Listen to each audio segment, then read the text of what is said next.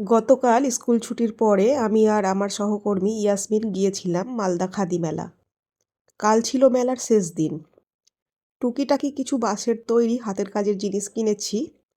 কেনা শেষে ভিডিও করছিলাম আর ইয়াসমিন জানতে পেরে হাসছিল। বলছিল নিশ্চয়ই রিলস বানাবে।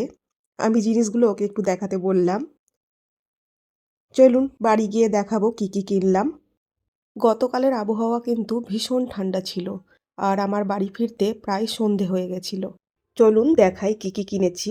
আমি বাঁশের তৈরি 4টে ছোট ছোট ঝুড়ি কিনেছি। ঝুড়িগুলো দেখতে কিন্তু বেশ কিউট। আর এই ঝুড়িগুলোর দাম নিয়েছিল মাত্র 10 টাকা করে। দেখলাম ওরা মেলায় বসে বসে তৈরি করছে আর বিক্রি করছে। তো ওদের কাছে মাত্র 4টা বানানো ছিল আর আমি 4টাই কিনে নিয়েছি। এই ফুলদানিটার দাম নিয়েছে মাত্র 50 টাকা। ফুলদানিতে ফুল সেট করার পরে ভীষণ সুন্দর লাগছিল দেখতে। আমার তো ভীষণ ভালো লেগেছে। আপনাদের কেমন লেগেছে জানাবেন। আর এই বাস্কেটগুলোর দাম নিয়েছে মাত্র 65 টাকা করে। এই বাস্কেটগুলো আমি দুটো নিয়েছি।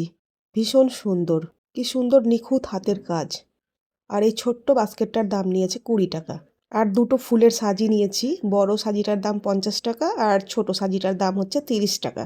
মেলাতে সবাই বলে যে জিনিসপত্রের দাম নাকি অনেক বেশি হয়, কিন্তু আমার মনে হয় একটু খুঁজে ভালো করে দেখলে অনেক সস্তায় খুব ভালো ভালো জিনিস পাওয়া যায়।